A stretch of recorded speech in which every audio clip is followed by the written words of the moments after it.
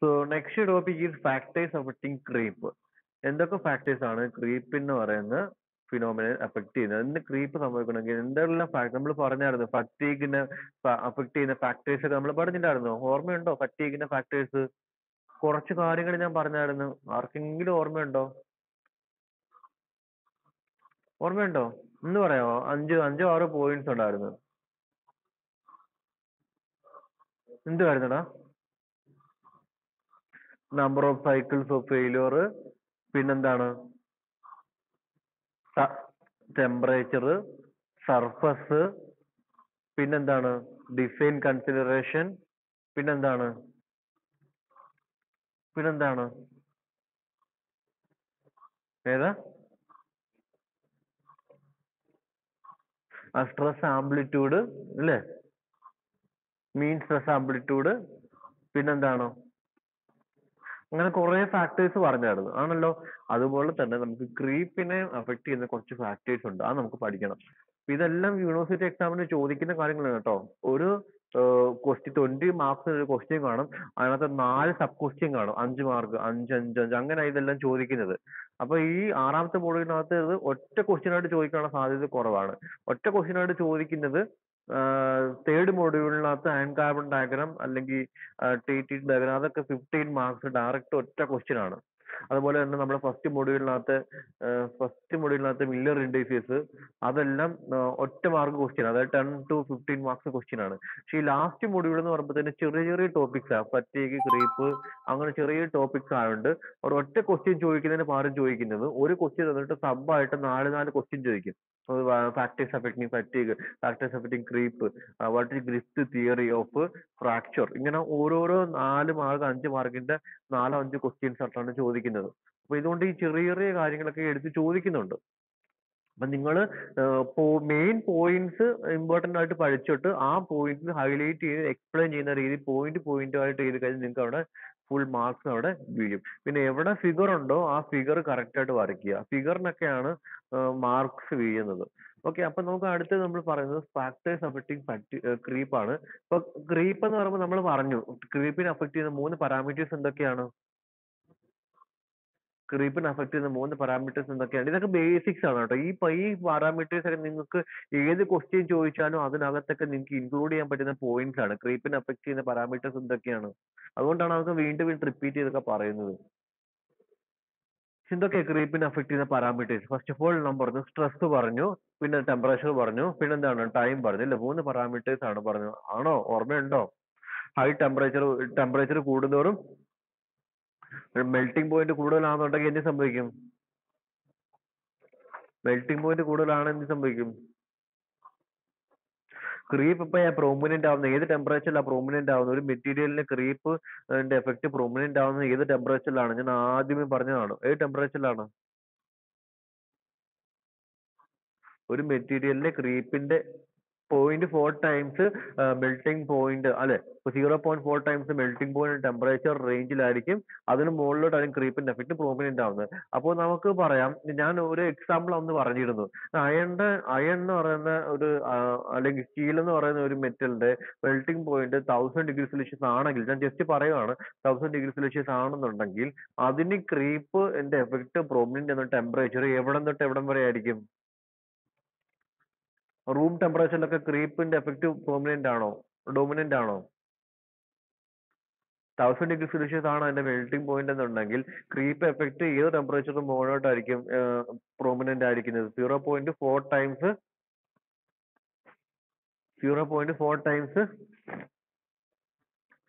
ആ 400 ഡിഗ്രി സെൽഷ്യസിന് മുകളിലായിരിക്കും. അപ്പൊ നമ്മൾ നോർമൽ വർക്കിംഗ് കണ്ടീഷനിൽ ഒന്നും നമ്മുടെ നോർമൽ വർക്കിംഗ് എൻവയോൺമെന്റിൽ ഒന്നും 400 ഡിഗ്രി സെൽഷ്യസ് ഒക്കെ അറ്റൈൻ ചെയ്യുമോ? നോർമൽ കണ്ടീഷൻസിലൊക്കെ ഇല്ല. അപ്പൊ നമുക്ക് എന്ത് പറയാം? അവിടെ ക്രീപ്പിന്റെ എഫക്ട് അത്ര പ്രോമിനന്റ് അല്ലെന്ന് പറയാം. അപ്പൊ ആ ക്രീപ്പിന്റെ എഫക്ട് അത്ര പ്രോമിനന്റ് അല്ലാത്തത് ഏത് ടൈപ്പ് ഓഫ് മെറ്റീരിയലിലാണ്? മെൽറ്റിംഗ് പോയിന്റ് കൂടുതലുള്ള മെറ്റീരിയൽസിനാണോ, മെൽറ്റിംഗ് പോയിന്റ് കുറവുള്ള മെറ്റീരിയൽസ് ആണോ?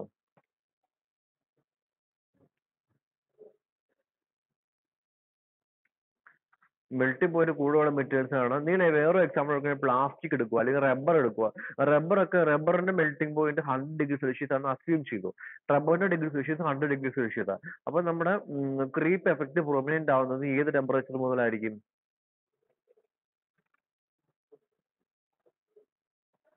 ക്രീപ്പ് 40. ഈ 40°C ഒക്കെ നമുക്ക് അച്ചീവ് ചെയ്യുന്ന ടെമ്പറേച്ചർ അല്ലേ? ഒരു വർക്കിംഗ് കണ്ടീഷൻസ് ഒക്കെ 40°C ഒക്കെ അച്ചീവ് ചെയ്യുന്ന ടെമ്പറേച്ചർ അല്ലേ? നമുക്ക് ആ ഒരു ടെമ്പറേച്ചർ ഒക്കെ അറ്റൈൻ ചെയ്യുന്ന ടെമ്പറേച്ചർ അല്ലേ 40 ഒക്കെ?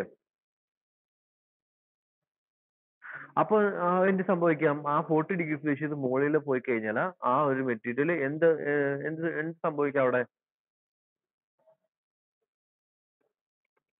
ക്രീപ്പ് ഉണ്ടാവാൻ സാധ്യതയുണ്ട് അല്ലേ? അപ്പൊ അപ്പൊ നമുക്ക് ഇതിനകത്ത് എന്ത് മനസ്സിലായി? മെൽറ്റിംഗ് പോയിന്റ് കൂടുതലാണെന്നുണ്ടെങ്കിൽ, മെൽറ്റിംഗ് പോയിന്റിന്റെ റേഞ്ച് ഹൈ ആണെന്നുണ്ടെങ്കിൽ നമുക്ക് എന്ത് മനസ്സിലായി?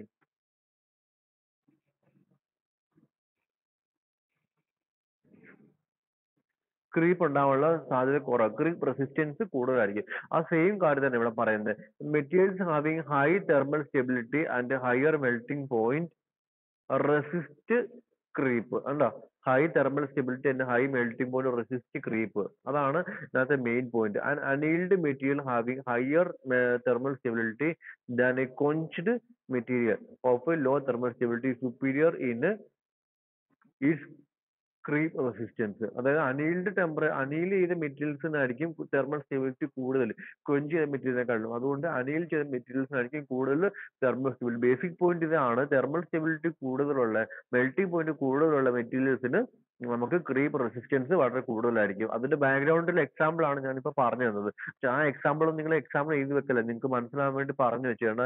അയണിന്റെ മെൽറ്റിംഗ് പോയിന്റ്, റബ്ബറിന്റെ മെൽറ്റിംഗ് പോയിന്റ് 100, അയണിന്റെ മെൽറ്റിംഗ് പോയിന്റ് 1000 ഒന്നും അല്ല. പക്ഷെ നിങ്ങൾക്കൊന്ന് ജസ്റ്റ് കാര്യങ്ങളൊന്ന് ക്ലിയർ ആവാൻ വേണ്ടിയിട്ടാണ് ഞാൻ ആ കാര്യങ്ങളൊക്കെ പറഞ്ഞത്. അപ്പോ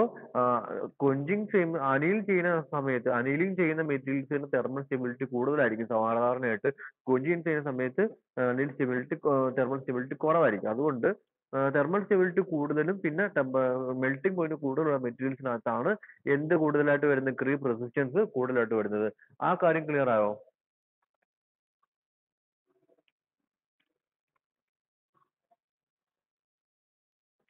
ഓക്കെ, രണ്ടാമത്തെ ഫാക്ടർ എന്ന് പറയുമ്പോഴത്തേന് ഞാൻ ആദ്യം ഫസ്റ്റ് ഓഫ് ഓൾ ഇത് വായിച്ചിട്ട് എക്സ്പ്ലെയിൻ ചെയ്യാം. Okay, a fine grain material having better mechanical properties at low temperature, but a fine grain material prone to grain boundary sliding at high temperature. Hence, the coarse grain material exhibit better creep resistance at high temperature. Also, the dendritic structure show better creep resistance than the equiaxial structure because of the resistance to grain boundary sliding. അതായത് നമ്മൾ രണ്ട് type of മെറ്റീരിയൽസിനെ കുറിച്ച് പറഞ്ഞായിരുന്നു അല്ലെ?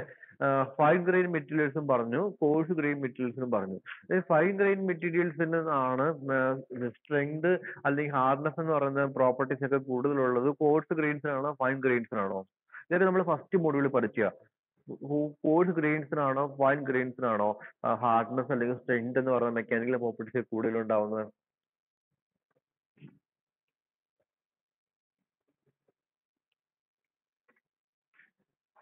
ഏത് fine grains എടുക്കുന്നു, coarse grain material എടുക്കുന്നു. ഇതിനകത്ത് ഏത് ടൈപ്പ് മെറ്റീരിയലിനാണ് സ്ട്രെങ്ത്, ഹാർഡ്നെസ് എന്ന് പറയുന്ന mechanical property, better mechanical properties ഉള്ളത്? ഫൈൻ ഗ്രെയിനാണോ കോഴ്സ് ഗ്രെയിനാണോ?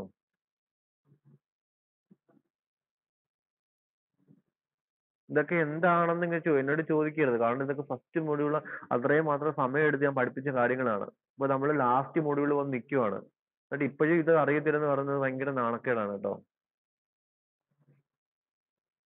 എന്തുകൊണ്ടാണ് ഫൈൻ ഗ്രെയിൻസിന് അങ്ങനെ നമ്മൾ ഫൈൻ ഗ്രെയിൻസ് എന്ന് പറയുന്നത്? ഫൈൻ ഗ്രെയിൻസ് എന്ന് വെച്ച് കഴിഞ്ഞാൽ എന്തോ ഗ്രെയിൻ സ്ട്രക്ചർ വളരെ ചെറുതാണ്, ഭയങ്കര ഫൈൻ ആണ് എന്നാണ് അർത്ഥം.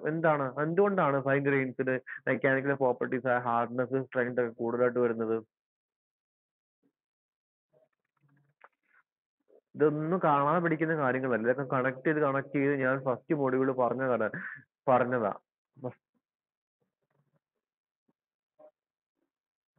അതെ അതെ അത് തന്നെയാണ് പോയിന്റ്. ഗ്രെയിൻ ബൗണ്ടറിയുടെ ക്വാണ്ടിറ്റി കൂടുതലാവുന്നതുകൊണ്ട് അവിടെ സ്ലിപ്പ് ഉണ്ടാകുമ്പോൾ ഒരു ഗ്രെയിൻ ബൗണ്ടറിന്ന് വേറൊരു ഗ്രെയിനിലോട്ട് ബൗണ്ടറിയിലോട്ട് സ്ലിപ്പ് ട്രാൻസ്മിറ്റ് ചെയ്ത് അല്ലെ മൂവ് ചെയ്യാനുള്ള ടെൻഡൻസി വളരെ കുറവാണ്. അവിടെ എല്ലാ ഗ്രെയിൻ ബൗണ്ടറീസ് എല്ലാം റെസിസ്റ്റൻസ് ആയിട്ട് ആക്ട് ചെയ്യും. അങ്ങനെ റെസിസ്റ്റൻസ് ആയിട്ട് ആക്ട് ചെയ്യുമ്പോൾ ഈ സ്ലിപ്പ് കണ്ടിന്യൂ മൂവ് ചെയ്യാനുള്ള ടെൻഡൻസി ആര് തടയും? ഈ ബൗണ്ടറി തടയും. അങ്ങനെ വരുമ്പോഴത്തേന് സ്ലിപ്പ് മൂവ് ചെയ്തെങ്കിൽ മാത്രമേ അവിടെ എന്തുണ്ടാകത്തുള്ളൂ? എന്തുണ്ടാകത്തുള്ളൂ? സ്ലിപ്പ് മൂവ് ചെയ്തെങ്കിൽ മാത്രമേ എന്താ ഉണ്ടാകത്തുള്ളൂ? പ്ലാസ്റ്റിക് ഡീഫോർമേഷൻ അല്ലേ? ഡീഫോർമേഷൻ ഉണ്ടാവണമെന്നുണ്ടെങ്കിൽ എങ്ങനെയൊക്കെയാണ് നമ്മൾ പറഞ്ഞില്ലേ? ഒന്നെങ്കിൽ ഡിസ്ലൊക്കേഷൻ മൂവ് ചെയ്യണം അല്ലെ? Slip, screw dislocation, edge dislocation, കുറെ കാര്യങ്ങളൊക്കെ പറഞ്ഞില്ലേ? ആ ഡിസ്ലൊക്കേഷൻ മൂവ് ചെയ്യുന്ന കുറെ മെത്തേഡ്സ് ഒക്കെ പറഞ്ഞില്ലായിരുന്നോ നമ്മള്? ക്രോസ് സ്ലിപ്പ്, പിന്നെ ജമ്പ്, ഇതൊക്കെ എന്താണ്? ഡിസ്ലൊക്കേഷൻ മോഷൻ ആണ് അല്ലെ? ഒരു രീതിയിൽ അല്ലെ? ക്രോസ് സ്ലിപ്പ് ഒക്കെ എന്താ നമ്മൾ പഠിച്ചില്ലേ? ഇങ്ങനെ മൂവ് ചെയ്യുന്നു, ഒരു ഡിസ്ലൊക്കേഷൻ മൂവ് ചെയ്യുന്ന സമയത്ത് അവിടെ ഒരു ബാരിയർ വരുന്നു, അപ്പൊ ഓട്ടോമാറ്റിക്കലി അതിന് പെർപെൻഡിക്കുലർ ഡയറക്ഷനിലോട്ട് ഈ ഒരു ഡിസ്ലൊക്കേഷൻ ട്രാൻസ്ഫർ ചെയ്യുന്നു, എന്നിട്ട് ആ ഒരു പ്ലെയിനിൽ കൂടെ മൂവ് ചെയ്യുന്നു അല്ലെ? ജമ്പ് എന്ന് പറയുമ്പോഴത്തേന് ഒരു പാരലൽ പ്ലെയിനിലോട്ട് വേറെ ഒരു പാരലൽ പ്ലെയിനിലോട്ട് നമ്മുടെ വേക്കൻസീസ് അല്ലെങ്കിൽ ആറ്റംസിനെ ഷിഫ്റ്റ് ചെയ്യുന്നു അല്ലെ? ഇങ്ങനെയൊക്കെ നമ്മൾ പഠിച്ചില്ലേ? ഓർമ്മയില്ലേ?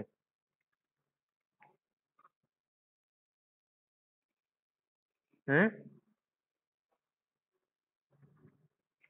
ഞാനീ പറയുന്നതൊക്കെ നിങ്ങൾ കേൾക്കുന്നുണ്ടോ? അതോ ചുമ്മാ ഞാൻ ഇവിടെ കിടന്ന് ഡമ്മി ആയിട്ട് ചലിക്കുവാണോ? അപ്പൊ ആ ഒരു ബാക്ക്ഗ്രൗണ്ട് ഒക്കെ അറിയാമെങ്കിൽ മാത്രമേ നമ്മൾ ഇതിങ്ങനെ എന്താണ് 5 ഗ്രെയിൻസ് സ്ട്രെങ്ത് കൂടുതൽ എന്നൊക്കെ പറയാൻ പറ്റത്തുള്ളൂ. അത് അല്ലെങ്കിൽ ഇതെല്ലാം ബൈ ഹേർട്ട് ചെയ്യേണ്ടി വരും. ഫസ്റ്റ് മൊഡ്യൂളിൽ ആ ഒരു ബേസിക്സ് ഒക്കെ അറിയാവുന്നവർക്ക് കണക്ട് ചെയ്ത് നോക്കുമ്പോൾ വലിയ പാടായിട്ട് തോന്നത്തില്ല. അപ്പൊ നോക്കി, ഈ 5 grain material having better mechanical properties at low temperature. Low ടെമ്പറേച്ചറിൽ അത് നോർമൽ ആയിട്ട് അതിന് നല്ല ഹാർഡ്നെസ് സ്ട്രെങ്ത് ഒക്കെ ഉണ്ടായിരിക്കും. പക്ഷേ but 5 grain material is prone to grain boundary sliding at high temperature. At high temperature ഉണ്ടാകുമ്പോഴത്തേന് എന്ത് സംഭവിക്കും? ഗ്രെയിൻ ബൗണ്ടറി സ്ലൈഡിങ് ഉണ്ടാവും. ഞാൻ പറഞ്ഞായിരുന്നു, ഹൈ ലോ ടെമ്പറേച്ചറിൽ അതിന്റെ ഗ്രെയിൻസ് എല്ലാം ഹാർഡാണ്, ഗ്രെയിൻസിന്റെ ബൗണ്ടറി എല്ലാം ഹാർഡാണ്. പക്ഷെ ടെമ്പറേച്ചർ കൂട്ടുമ്പം അതിന്റെ ഗ്രെയിൻസിന്റെ സ്ട്രെങ്ത്, ഗ്രെയിൻ ബൗണ്ടറിയുടെ സ്ട്രെങ്ത് എന്ത് സംഭവിക്കും? കുറയുകയോ കൂടുവോ? ഗ്രെയിൻ ബൗണ്ടറിയുടെ സ്ട്രെങ്ത് എന്ത് സംഭവിക്കും? കുറയുവോ കൂടുവോ? അത് കഴിഞ്ഞ് നമ്മൾ പറഞ്ഞായിരുന്നു, മെക്കാനിസം ഓഫ് ക്രീപ്പിനകത്ത് പറഞ്ഞായിരുന്നു, one of the factors affecting mechanism എന്ന് പറയുമ്പോൾ ഗ്രെയിൻ ബൗണ്ടറി സ്ലൈഡിംഗ് ആണ്. എങ്ങനെ ഗ്രെയിൻ ബൗണ്ടറി സ്ലൈഡിംഗ് ഉണ്ടാവുന്നത് എപ്പോഴാണ്? ഗ്രെയിൻ ബൗണ്ടറി സ്ലൈഡിംഗ് എപ്പോഴാണ്? ടെമ്പറേച്ചർ 0.5 ഇത് പറഞ്ഞ ഓർമ്മയില്ലേ? 0.5 TM കൂട്ടുമ്പോൾ ആ റേഞ്ചിലോട്ട് ടെമ്പറേച്ചർ കൂട്ടിക്കൊണ്ടുവരുമ്പോൾ അവിടെ എന്ത് സംഭവിക്കുന്നു? അവിടുത്തെ grain boundary എന്താവുന്നു?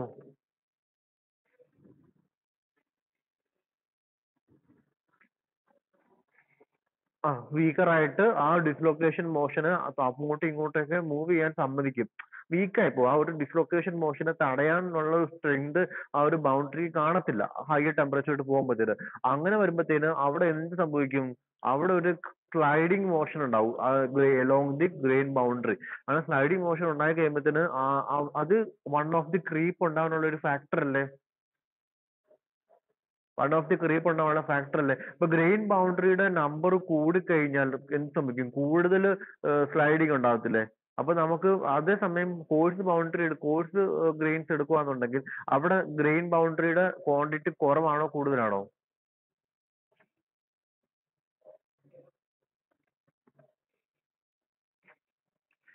Course grain structure എടുത്തു കഴിഞ്ഞാൽ അവിടെ നമ്പർ ഓഫ് അല്ലെങ്കിൽ ലെങ്ത് ഓഫ് ഗ്രെയിൻ ബൗണ്ടറി കൂടുതലാണോ കുറവാണോ 5 ഗ്രെയിൻസിനെ അപേക്ഷിച്ച് നോക്കുമ്പോൾ?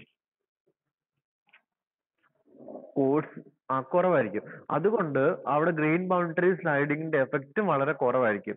അതുകൊണ്ട് ഹൈ ടെമ്പറേച്ചറിൽ എത്തുമ്പോഴത്തേന് ഫൈൻ ഗ്രെയിൻ സ്ട്രക്ചറിനെക്കാട്ടിലും നല്ല ബെറ്റർ മെക്കാനിക്കൽ പ്രോപ്പർട്ടീസ് ഉള്ളത് ആർക്കായിരിക്കും?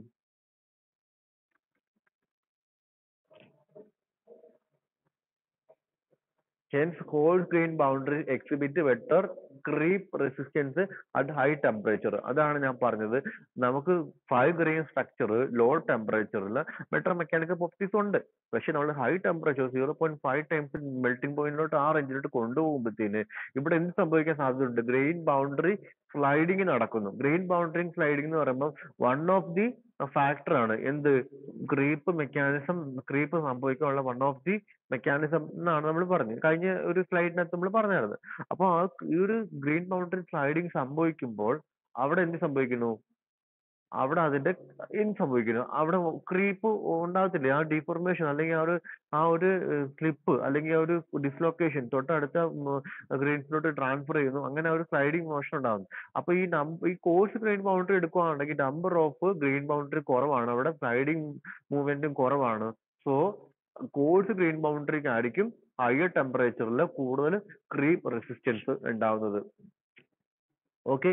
പിന്നെ also dendrite structure shows better creep resistance than equiaxial structure because more resistance to grain boundary sliding. നമ്മൾ പഠിച്ചായിരുന്നു ഡെൻഡ്രൈവ് സ്ട്രക്ചർ എന്നൊക്കെ നമ്മൾ പഠിച്ചായിരുന്നു. ഡെൻഡ്രൈവ് സ്ട്രക്ചറിനകത്താണ് കൂടുതലും നമുക്ക് ക്രീപ്പ് റെസിസ്റ്റൻസ് ഉണ്ടാവുന്നത്. കാരണം എന്ന് വെച്ച് കഴിഞ്ഞാൽ അവിടെ ഗ്രെയിൻ ബൗണ്ടറി സ്ലൈഡിങ് ഈ ഡെൻഡ്രൈവ് സ്ട്രക്ചർ ഒരു പരിധി വരെ നമുക്ക് റെസ്ട്രിക്ട് ചെയ്യും. ഇപ്പൊ രണ്ടാമത്തെ ഫാക്ടറും കഴിഞ്ഞു. മൂന്നാമത്തെ ഫാക്ടറാണ് precipitation hardening. precipitation hardening കുറിച്ച് നമ്മൾ ഇതുവരെ പഠിച്ചിട്ടില്ല സത്യം പറഞ്ഞാൽ. precipitation hardening ഞാൻ തേർഡ് മൊഡ്യൂളിനകത്ത് ഒരു ചെറിയൊരു ടോപ്പിക് ഞാൻ സ്കിപ്പ് ചെയ്തായിരുന്നു. ആ ടോപ്പിക് ഞാൻ കവർ ചെയ്യും, പക്ഷെ നമ്മൾ സീരീസ് ഓറിയന്റഡ് ആയിട്ട് പോയോണ്ടാണ് ആ ഒരു ചെറിയ ടോപ്പിക് സ്കിപ്പ് ചെയ്തത്. ആ ടോപ്പിക് ഞാൻ കവർ ചെയ്തോളാം. ഇപ്പൊ precipitation hardening എന്താന്ന് ഷോർട്ട് ആക്കിയിട്ട് ഒന്ന് പറഞ്ഞുതരാം. ഇപ്പൊ precipitation hardening എന്ന് പറയുമ്പോഴത്തേന് നമുക്ക് ഈ ഒരു മെറ്റീരിയലിന്റെ സ്ട്രെങ്ത് കൂട്ടാൻ വേണ്ടിയിട്ട്, ഓക്കെ, ഒരു മെറ്റീരിയലിന്റെ സ്ട്രെങ്ത് കൂട്ടാൻ വേണ്ടിയിട്ട് നമ്മൾ ഫൈൻ ഇൻസോലുബിൾ പ്രസിപ്പിറ്റേറ്റ് അതിനകത്ത് നമ്മൾ പ്രസിപ്പിറ്റേറ്റ് ചെയ്യിപ്പിക്കും. അപ്പൊ ആ ഒരു പ്രസിപ്പിറ്റേറ്റ് ചെയ്യുമ്പോഴത്തേന് ഈ ഒരു ഡിസ്ലൊക്കേഷൻ മോഷനെ ആര് റെസിസ്റ്റ് ചെയ്യും?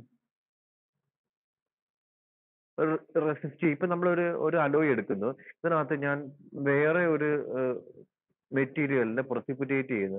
അപ്പൊ ഇങ്ങനെ ഡിസ്ലൊക്കേഷൻ മോഷൻ ഇങ്ങനെ മൂവ് ചെയ്യുക. അപ്പൊ ആര് റെസിസ്റ്റ് ചെയ്യും?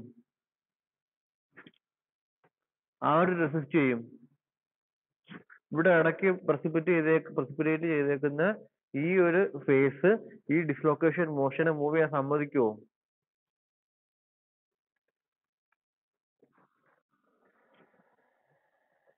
ഏതാ? ആ അതെ. അപ്പൊ അഡീഷണൽ ആയിട്ട് നമ്മളതൊരു അതിന്റെ ഡിഫറെന്റ് ഫേസിലായിരിക്കും അത് കാണപ്പെടുന്നത്. അത് നമുക്ക് ആ ഒരു കോമൺ ഫേസ് ആയിട്ട് മാറത്തില്ല. അതിന്റെ കൂടെ സോലുബിൾ ആയിരിക്കത്തില്ല അത്. മനസ്സിലായില്ലേ? സോലുബിൾ ആയിരിക്കത്തില്ല. ഇപ്പൊ അയൺ കാർബൺ എന്ന് പറയുമ്പോൾ കാർബൺ ഒരു പരിധി വരെ അയണിനകത്ത് സോലുബിൾ ആണ്. നമ്മൾ പല പല സോലുബിലിറ്റി ലിമിറ്റ് പഠിച്ചു. പക്ഷെ ഇതിനകത്ത് ഇത് സോലുബിൾ ആവത്തില്ല. ഇത് എങ്ങനെയായിരിക്കും? പ്രസിപ്പിറ്റേറ്റ് ചെയ്ത് തന്നെ കിടക്കും. ഇൻസോലുബിൾ ആയിരിക്കും. ഇൻസോലുബിൾ ആവുമ്പോഴത്തേനും എന്ത് സംഭവിക്കും? അവിടെ ഈ ഡിസ്ലൊക്കേഷൻ മോഷനെ മൂവ് ചെയ്യുന്നതിന്റെ ഒരു ബാരിയർ ആയിട്ട് ആര് ആക്ട് ചെയ്യും?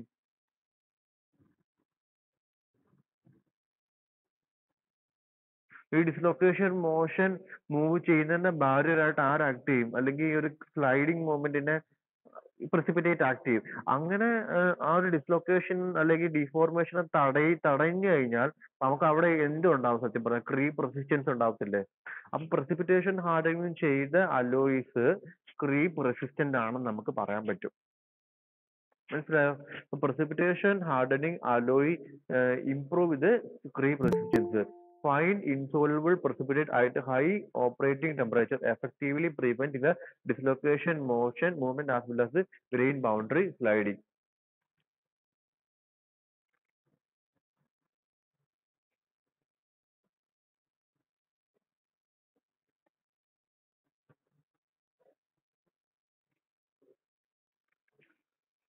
Okay.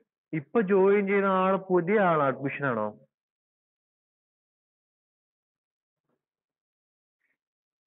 കഴിഞ്ഞ ദിവസം എന്നെ കാണാൻ വന്നേ?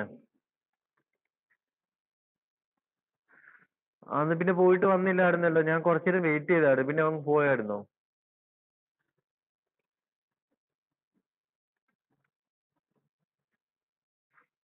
ഓക്കെ. എവിടെ വീട്? എവിടാ? Okay okay. എന്ത് പറ്റി ഇത്രയും ലേറ്റ് ആവാൻ ജോയിൻ ചെയ്യാൻ? വേറെ എന്തെങ്കിലും പ്ലാൻ ഉണ്ടായിരുന്നോ? എവിടെയായിരുന്നു?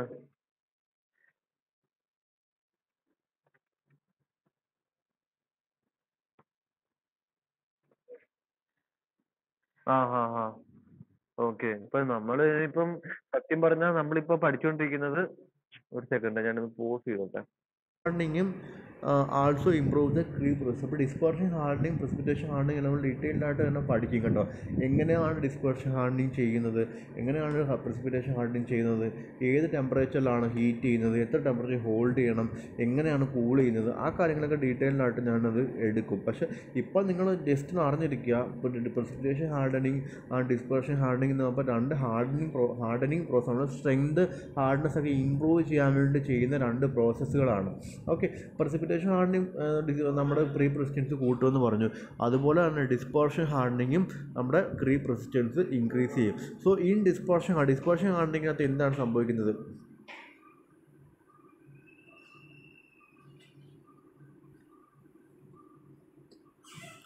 In dispersion hardening, the hard insoluble particles of second phase are uniformly distributed in a finely divided form in a metal matrix. These particles do not allow the grain boundary to move and hence reduce the creep deformation. അപ്പോൾ ഈ dispersion hardening നമ്മൾ ചെയ്യുന്നത് വെച്ചാൽ ഒരു metal matrix ഉണ്ട്. ഈ metal മെട്രിക്സിനകത്ത് വേറെ ഒരു ഇൻസോലുബിൾ മെറ്റൽ പാർട്ടിക്കിൾ അല്ലെങ്കിൽ മെറ്റൽ തന്നെ വേണമെന്നില്ല, വേറെ ഏതെങ്കിലും ഒരു ഇൻസോലുബിൾ പാർട്ടിക്കിൾ നമ്മൾ യൂണിഫോമായിട്ട് ഈ ഒരു മെട്രിക്സിനകത്തോട് ഡിസോൾവ് ചെയ്യും. കണ്ടോ, യൂണിഫോമായി ഡിസോൾവ് ചെയ്യിക്കുക, എല്ലായിടത്തും ഒരേപോലെ ഡിസോൾവ് ചെയ്യുക. അങ്ങനെ ഡിസോൾവ് ചെയ്യിക്കുമ്പോഴും ഇതിനകത്ത് ഡിസ്ലൊക്കേഷൻ മോഷൻ വരുമ്പോഴത്തേക്ക് ഈ ഗ്രെയിൻ ബൗണ്ടറി കടന്ന് ഇവിടെ വന്നു കഴിയുമ്പോഴും ഇവിടെ എന്താണ്, ഇവിടെ യൂണിഫോമായിട്ട് ഡിസ്ട്രിബ്യൂട്ട് ചെയ്ത പാർട്ടിക്കിൾസ് ഉണ്ട്. ആ പാർട്ടിക്കിൾസ് നമ്മുടെ ഈ ഡിസ്ലൊക്കേഷൻ മോഷനെ എന്ത് ചെയ്യും?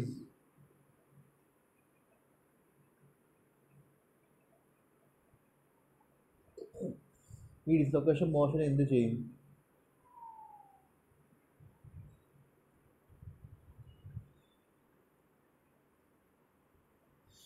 ഇതിനകത്ത് യൂണിഫോമായിട്ട് ഡിസ്ട്രിബ്യൂട്ട് ചെയ്ത മെറ്റൽ പാർട്ടിക്കിൾസ് നമ്മുടെ ഡിസ്ലൊക്കേഷൻ അല്ലെങ്കിൽ ആ ഒരു ഗ്രെയിൻ ബൗണ്ടറി സ്ലൈഡിങ്ങിനെയൊക്കെ എന്ത് റെസിസ്റ്റ് ചെയ്തില്ലേ? അപ്പോൾ അങ്ങനെ റെസിസ്റ്റ് ചെയ്യുന്ന സമയത്ത് അവിടെ ഡീഫോർമേഷൻ അല്ലെങ്കിൽ ഡിസ്ലൊക്കേഷൻ മോഷൻ മൂവ്മെൻറ്റ് നടക്കുമോ? ഇല്ല. അങ്ങനെ അപ്പോൾ നമുക്ക് പറയാം പ്രസിപ്പിറ്റേഷൻ ഹാർഡനിങ് ചെയ്ത മെറ്റീരിയൽസും പിന്നെ ഡിസ്പേർഷൻ ഹാർഡനിങ് ചെയ്ത മെറ്റീരിയൽസിനകത്തും നമുക്ക് ക്രീപ്പ് റെസിസ്റ്റൻസ് കൂടുതലാണ്. കാരണം എന്താണെന്ന് വെച്ചാൽ പ്രസിപ്പിറ്റേഷൻ ഹാർഡനിങ്ങിനകത്തും അതിനകത്ത് ഇൻസോലിബിളായിട്ടുള്ള പ്രസിപ്പിറ്റേറ്റ് ചെയ്ത മെറ്റീരിയൽ നമ്മുടെ ഈ ഒരു ഡിസ്ലൊക്കേഷൻ മോഷനെ സ്ലൈഡിങ് മോഷനെ എല്ലാം നമ്മൾ റെസിസ്റ്റ് ചെയ്യും. അതുപോലെ തന്നെയാണ് ഡിസ്പേർഷൻ ഹാർഡനിങ്ങിനകത്തും അതിനകത്തും ഈ ഒരു യൂണിഫോംലി ഡിസ്ട്രിബ്യൂട്ടഡ് ആയിട്ടുള്ള ഒരു സെക്കൻഡ് ഫേസ്, വേറൊരു ഫേസ് മെറ്റലാണ്. ആ ഫേസ് നമ്മുടെ ഡിസ്ലൊക്കേഷൻ മോഷനെ അല്ലെങ്കിൽ സ്ലൈഡിങ് മോഷനെല്ലാം റെസിസ്റ്റ് ചെയ്യുന്നു. അതുകൊണ്ട് നമുക്ക് അവിടെ ക്രീപ്പ് റെസിസ്റ്റൻസ് കൂടുതലായിരിക്കും. അപ്പോൾ എന്തൊക്കെ കാര്യങ്ങളാണ് പറഞ്ഞത്? ഫസ്റ്റ് ഓഫ് ഓൾ ഞാൻ പറഞ്ഞു high thermal stability, high melting point ഉള്ളതിന് ക്രീപ്പ് റെസിസ്റ്റൻസ് കൂടുതലായിരിക്കും.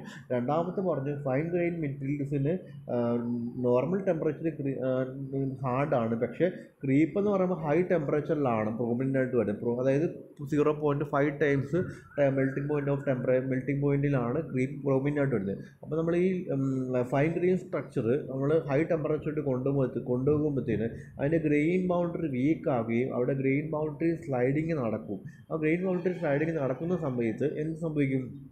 അവിടെ ഡിഫോർമേഷൻ ഉണ്ടാകുകയും ക്രീപ്പ് റെസിസ്റ്റൻസ് കുറയുകയും ചെയ്യുന്നു. അപ്പോൾ അങ്ങനെ വരുന്ന കേസിൽ കോഴ്സ് ഗ്രെയിൻ സ്ട്രക്ചർ മെറ്റീരിയൽസിനാണ് ഹൈ ടെമ്പറേച്ചറിലുള്ള ക്രീപ്പ് റെസിസ്റ്റൻസ് കൂടുതലായിട്ട് വരുന്നത്. പിന്നെ നമ്മൾ പറഞ്ഞത് പ്രസിപ്പിറ്റേഷൻ ഹാർഡനിങ് പറഞ്ഞു, ഡിസ്പേർഷൻ ഹാർഡനിങ് പറഞ്ഞു. അതിനകത്ത് എങ്ങനെയാണ് ക്രീപ്പ് റെസിസ്റ്റൻസ് കൂടുതലെന്ന് നമ്മൾ പറഞ്ഞു. നെക്സ്റ്റ് പറയാനുള്ളത് cold working or hardening is an important method of strengthening a metallic material since the process results in increased elastic limit or yield strength. In a cold work material, the slip process is less easy. Previous cold work can modify the creep behavior in primary and secondary stages. അതായത് cold working നമ്മൾ ഈ strain hardening പഠിച്ചില്ലേ? അതെന്തുവാണ് strain hardening?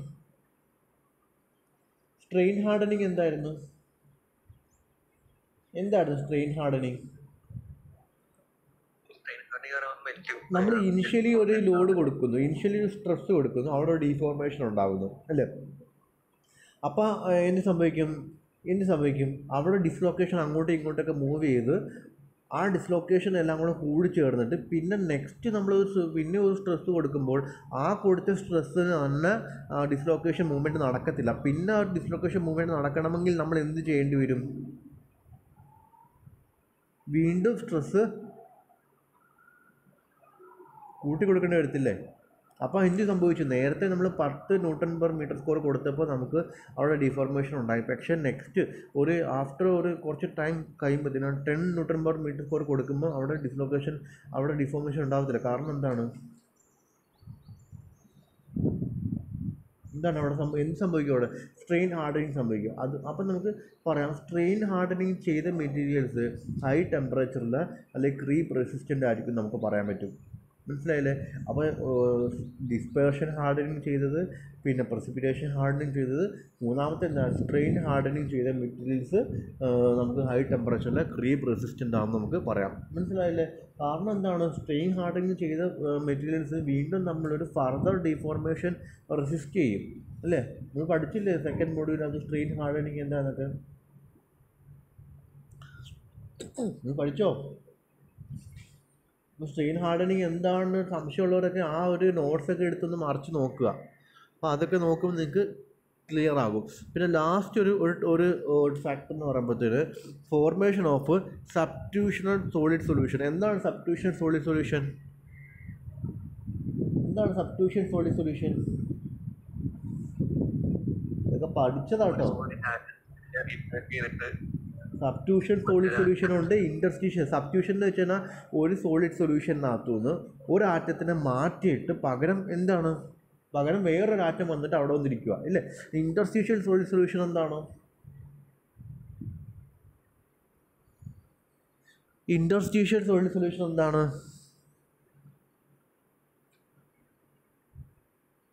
Interstitial solid solution?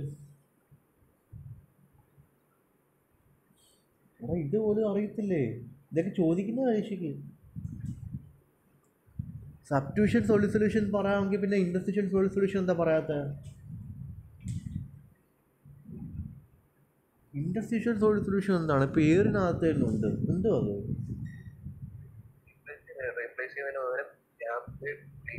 അതായത് അതിൻ്റെ void space, രണ്ട് ആറ്റങ്ങൾ തമ്മിലുള്ള void സ്പേസിൽ, അതിൻ്റെ ഇൻറ്റർസ്റ്റീഷ്യൽ സ്പേസിൽ വന്നിട്ട് വേറൊരു ആറ്റം വന്നിരിക്കുന്നു. അങ്ങനെ ഉണ്ടാകുന്ന സോളിഡ് സൊല്യൂഷൻ എന്ന് പറയുന്ന പേരാണ് ഇൻറ്റർസ്റ്റീഷ്യൽ സോളിഡ് സൊല്യൂഷൻ. അപ്പോൾ ഇവിടെ സബ്സ്റ്റിറ്റ്യൂഷൻ സോളിഡ് സൊല്യൂഷൻ ഉള്ള മെറ്റീരിയൽസിനകത്ത് ക്രീപ്പ് റെസിസ്റ്റൻസ് കൂടുതലാണ്. അപ്പോൾ എന്തെന്ന് ചോദിച്ചാൽ എന്ത് സംഭവിക്കുന്നത് വെച്ച് കഴിഞ്ഞാൽ സബ്സ്റ്റിറ്റ്യൂഷൻ സോളിഡ് സൊല്യൂഷനകത്ത് it involves a creation of lattice strain under which hinder the dislocation movement. അപ്പോൾ ഈ സബ്സ്റ്റിറ്റ്യൂഷൻ സോളിഡ് സൊല്യൂഷനകത്ത് നമുക്കിപ്പം അവിടെ ഇരുന്ന ആറ്റത്തിനെക്കാട്ടിലും ഒരു വലിയ സൈസുള്ള ആറ്റമാണ് വന്നിരിക്കുന്നതെന്നുണ്ടെങ്കിൽ അവിടെ എന്ത് സംഭവിക്കും? ഇതൊക്കെ നമ്മൾ പറഞ്ഞതാണ്. സബ്സ്റ്റിറ്റ്യൂഷൻ സോളിഡ് സൊല്യൂഷനകത്തുനിന്ന് അവിടെ ഉള്ള സൈസിനെക്കാട്ടിലും വേറൊരു സൈസ് കൂടി ആറ്റം വന്നിരിക്കുന്നുണ്ടെങ്കിൽ അതിന് തൊട്ടടുത്തൊക്കെ എന്ത് സംഭവിക്കും? അവിടെ ഒരു സ്ട്രെയിൻ രൂപപ്പെടും അല്ലേ? അവിടെ ഒരു ഇൻറ്റേർണൽ സ്ട്രെസ് ഉണ്ടാവും. ആ ഒരു സ്ട്രെസ്, ആ ഇൻറ്റേർണൽ സ്ട്രെയിൻ അല്ലെങ്കിൽ ആ ഒരു സബ്സ്റ്റിറ്റ്യൂഷൻ ആറ്റത്തിൻ്റെ പ്രസൻസ് കൊണ്ട് നമുക്ക് ഡിസ്ലൊക്കേഷൻ മൂവ്മെൻറ്റിനെ റെസിസ്റ്റ് ചെയ്യും? ഡിസ്ലൊക്കേഷൻ മൂവ്മെൻറ്റിനെ റെസിസ്റ്റ് ചെയ്യും?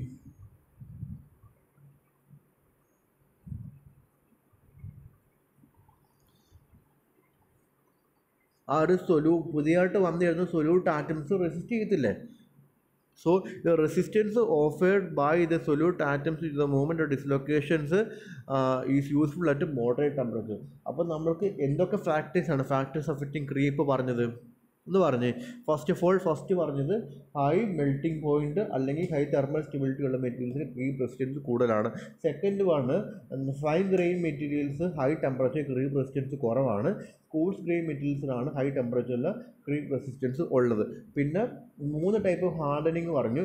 ഒന്ന് ഡിസ്പേർഷൻ ഹാർഡനിങ്, ഒന്ന് പ്രസിപ്പിറ്റേഷൻ ഹാർഡനിങ്, ഒന്ന് സ്ട്രെയിൻ ഹാർഡനിങ്. ഈ 3-നകത്തും ക്രീപ്പ് റെസിസ്റ്റൻസ് കൂടുതലായിരിക്കും. എന്തുകൊണ്ടാണെന്നുള്ളതും പറഞ്ഞിട്ടുണ്ട് കേട്ടോ. പ്രസിപ്പിറ്റേഷൻ ഹാർഡനിങ്ങിനകത്ത് എന്തുകൊണ്ടാണ് ആ പ്രസിപ്പിറ്റേറ്റ് ചെയ്ത് ഇൻസോലുബിൾ മെറ്റീരിയൽ നമ്മുടെ ഡിസ്ലൊക്കേഷൻ മോഷനെ റെസിസ്റ്റ് ചെയ്യുന്നത്. അതുപോലെ തന്നെ ഡിസ്പേർഷൻ ഹാർഡനിങ്ങിനകത്ത് ആ യൂണിഫോമിൽ ഡിസ്പേഴ്സ് ചെയ്ത മെറ്റീരിയൽ വേറൊരു ഫേസ് മെട്രിക്സ് അതും നമ്മുടെ ഡിസ്ലൊക്കേഷൻ മോഷനെ ഹിൻഡർ ചെയ്യുന്നത്. അതുപോലെ തന്നെ സ്ട്രെയിൻ ഹാർഡനിങ്ങിനകത്തും അതേ സംഭവം തന്നെയാണ് സംഭവിക്കുന്നത്. ലാസ്റ്റ് പറഞ്ഞത് സബ്സ്റ്റിറ്റ്യൂഷൻ സോളിഡ് സൊല്യൂഷനകത്ത് വേറൊരു സൊല്യൂട്ട് ആറ്റം വന്ന് നമ്മുടെ സോൾവെൻ്റ് ആറ്റത്തിന് ഇടയ്ക്ക് ഇരിക്കുമ്പോൾ അവിടെ ഒരു എന്താ സംഭവിക്കുന്നത്, ക്രിയേഷൻ ഓഫ് ലാറ്റിസ് സ്ട്രെയിൻ ഉണ്ടാകുന്നു. ആ ലാറ്റിസ് സ്ട്രെയിൻ നമ്മുടെ ഡിസ്ലൊക്കേഷൻ മോഷനെ ഹിൻഡർ ചെയ്യുന്നു. അങ്ങനെ നമുക്ക് എന്താ പറയുക, ഡിസ്ലൊക്കേഷൻ മോഷനെ ഹിൻഡർ ചെയ്ത് കഴിഞ്ഞാൽ അവിടെ പ്ലാസ്റ്റിക് ഡിഫോർമേഷൻ ഉണ്ടാകുന്നില്ല. അങ്ങനെ നമുക്ക് ക്രീപ്പ് റെസിസ്റ്റൻസ് ഉണ്ടാവും. ഇത്രയും കാര്യങ്ങളാണ് പറഞ്ഞത്. ഇത്രയും കാര്യങ്ങൾ ക്ലിയർ ആണെന്ന് വിചാരിക്കുന്നു. എനിക്കൊരു അവറോട്